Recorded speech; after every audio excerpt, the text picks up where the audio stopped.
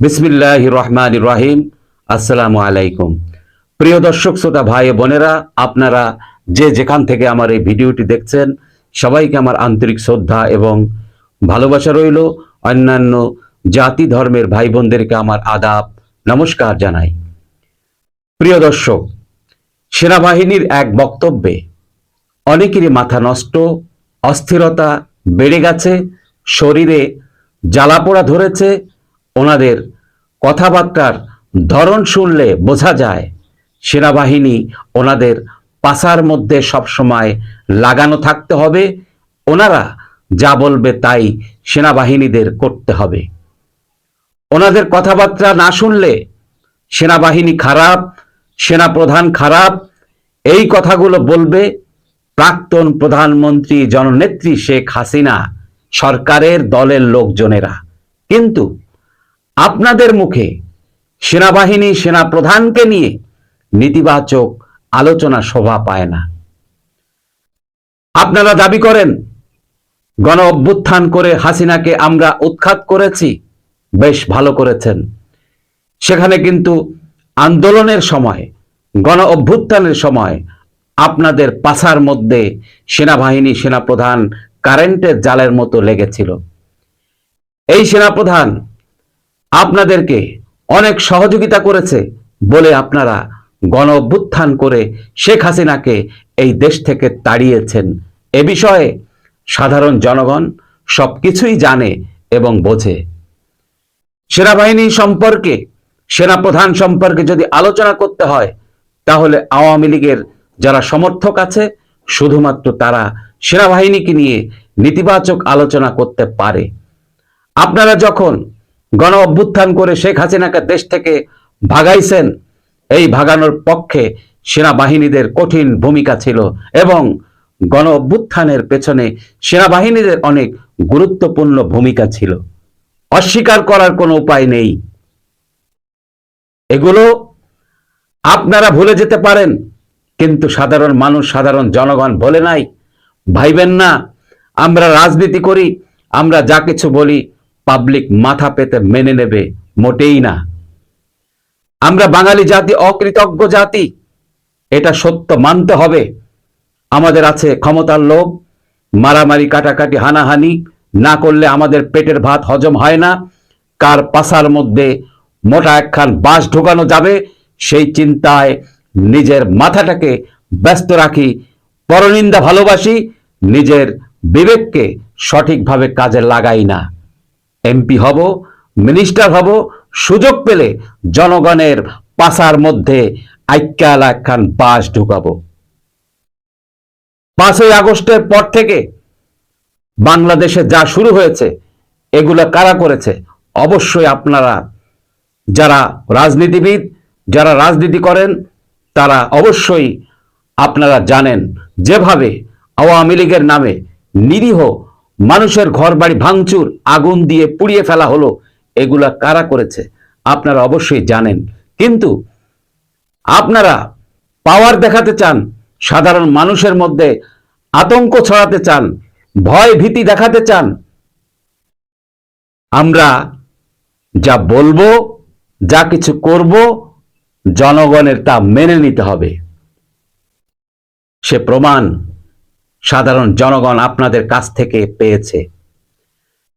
ধানমন্ডির 32 নম্বর বাড়িতে যখন 2025 সালের 5ই ফেব্রুয়ারি ভাঙচুর করা হলো, পুড়িয়ে দিল, তখন জঙ্গি সন্ত্রাসীরা সেনাবাহিনীদের দেখে বলেছিল আপনারা কেন এখানে আসছেন, আপনারা চলে যান।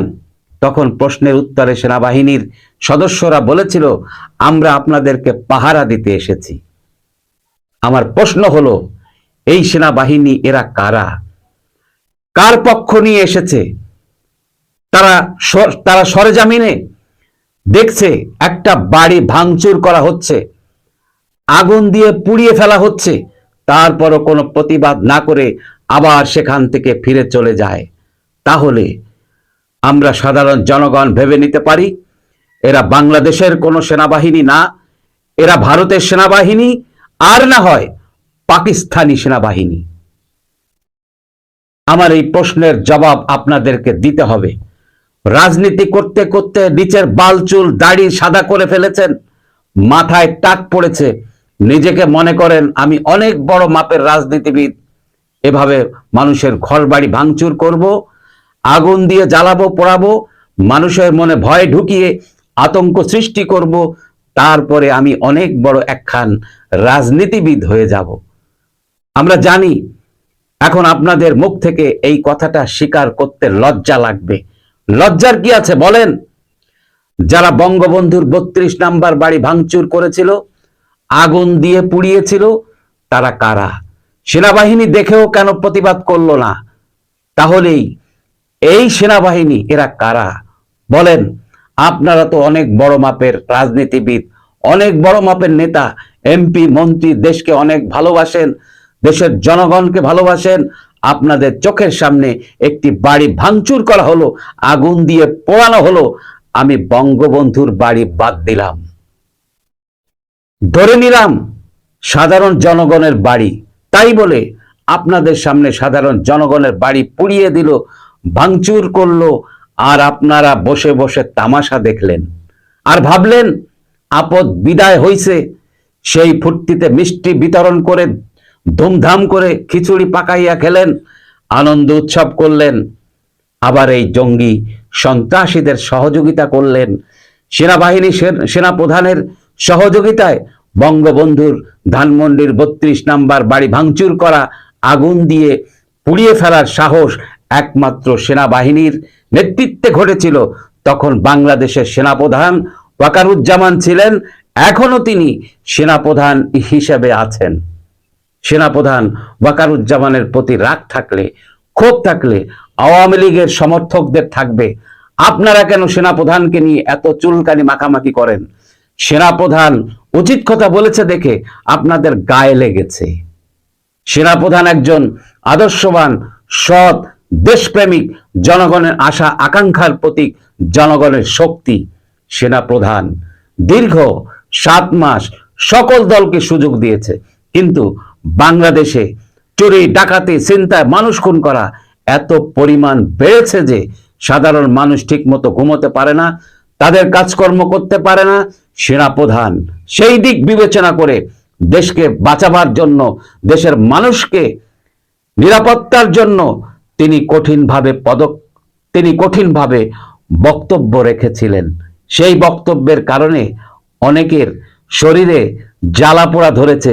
দেশটা যখন ধ্বংসের দিকে চলে গেছে, সেনাপ্রধান তখন বাধ্য হয়ে কঠোর পদক্ষেপ নিতে বাধ্য হয়েছেন। প্রিয় দর্শক শ্রোতা, ভাই ও বোনেরা, আমাদের সেনাপ্রধানের দেশের প্রতি, দেশের মানুষের প্রতি যে গভীর ভালোবাসা, এ বিষয়ে আপনাদের মতামত কমেন্টে জানান। চ্যানেলটিকে সাবস্ক্রাইব করুন, লাইক, কমেন্ট, শেয়ার করে আমার পাশে থাকার অনুরোধ জানিয়ে বিদায় নিচ্ছি। আল্লাহ হাফেজ। আসসালামু আলাইকুম।